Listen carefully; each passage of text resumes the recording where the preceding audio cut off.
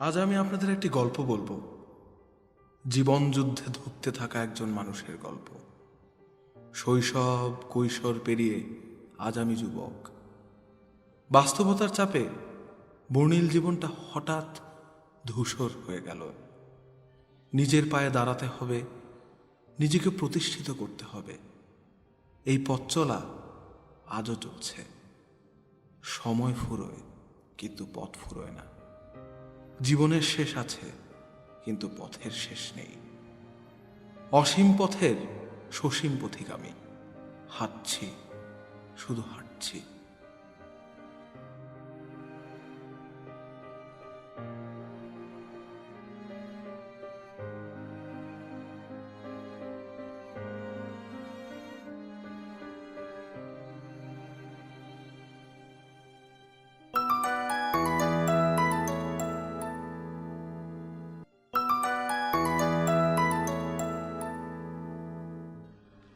Hello, আসসালামু আলাইকুম আব্বা। ওয়ালাইকুম সালাম বাবা, কেমন আছো? এই তো আব্বা, ভালো আছি। আপনারা কেমন আছেন? আমরা তো ভালোই আছি। আম্মা কেমন আছে? তোমার আম্মাও ভালো আছে। তা তোমার পড়াশোনা কেমন চলছে? জি আলহামদুলিল্লাহ আব্বা, ভালোই চলতেছে। বাবা, অনেক দিন তো হয়ে গেল।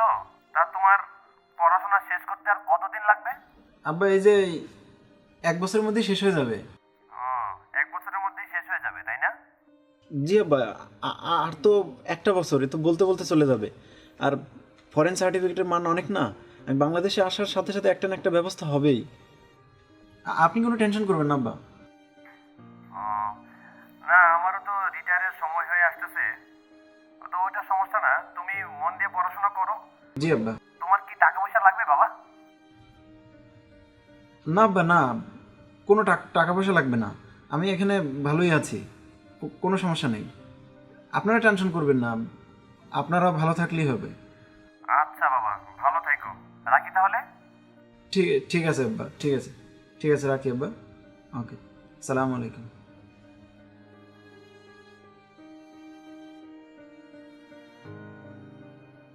মানুষ অনেক অভিনয় করে, বেঁচে থাকার জন্য অভিনয়, ভালোবাসার জন্য অভিনয়। এই মানুষটাও প্রতিনিয়ত অভিনয় করে যাচ্ছে। রিটায়ার করা বাবার জন্য অভিনয়, বাবাকে বুঝতে না দেয়া যে তার ছেলেটা অনেক কষ্টে আছে, অনেক কষ্টে। ছেলে এখনো তার বাবাকে ভুলে যায়নি। বাবার দেয়া ক্যাসিও ঘড়িটা এখনো তার হাতে। সময় বলে যাচ্ছে, বলে যাচ্ছে, দেখো বাবা, তোমার ছেলে একদিন অনেক বড় হবে, অনেক বড়। একটা সময় ছিল যখন তার নিজের একটা ঘর ছিল। দিন শেষে ক্লান্ত পাখির মতো ঘরে ফিরত ছেলেটা। সেখানে তার স্নেহময় একজন মা ছিল, একজন আদরের ছোট বোন ছিল। বোনটা হয়তো অনেক বড় হয়ে গেছে। খুব ইচ্ছে করে ওর গলায় আহা আজিয়ে বসন্তে গানটা শুনতে। কিন্তু থিসিস এমন একটা জিনিস যেটা আজ আমাদেরকে ঠাঁই দিয়েছে ল্যাবে। আজ আমি অসামাজিক জীব, বড় অসামাজিক, বড় অসামাজিক। পুরানো সেই দিনের কথা সে কি ভোলা যায়? বর্ষায় বটগাছের নিচে দাঁড়িয়ে থাকা, কাদায় একাকার হয়ে ফুটবল খেলা কোথায় যেন হারিয়ে গেল। এখন আমি ঝাপসা চোখে অন্যের হাসি দেখি। আমার ওদের সাথে ফুটবল খেলতে ইচ্ছে করে ওদের গানে সুর মেলাই, কিন্তু আমি পারি না। আমার জীবনটা ধূসর, ওদেরটা রঙিন। ওদের বর্ণিল জীবন যেন ধূসর না হয়ে যায়। সেটা কষ্টের, প্রচণ্ড কষ্টের।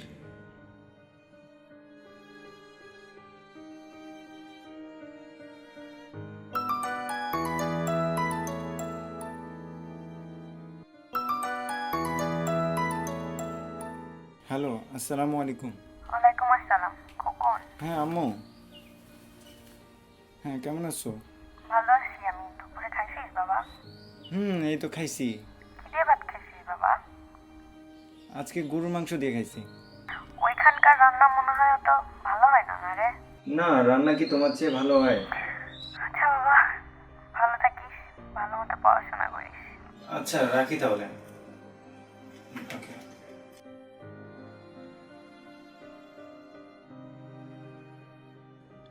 মা, তোমাকে কতদিন দেখি না। আমি জানি মা, তুমি এখনো আমার জন্য ইলিশ মাছ রেঁধে বসে থাকো। বিশ্বাস করো মা, তোমার ছেলে ফিরবে, অবশ্যই ফিরবে। তোমার ছেলে তোমার কোলে ফিরবে। আর কটা দিন মা, মাত্র তো আর কটা দিন। তুমি অপেক্ষা করো, তুমি অপেক্ষা করো।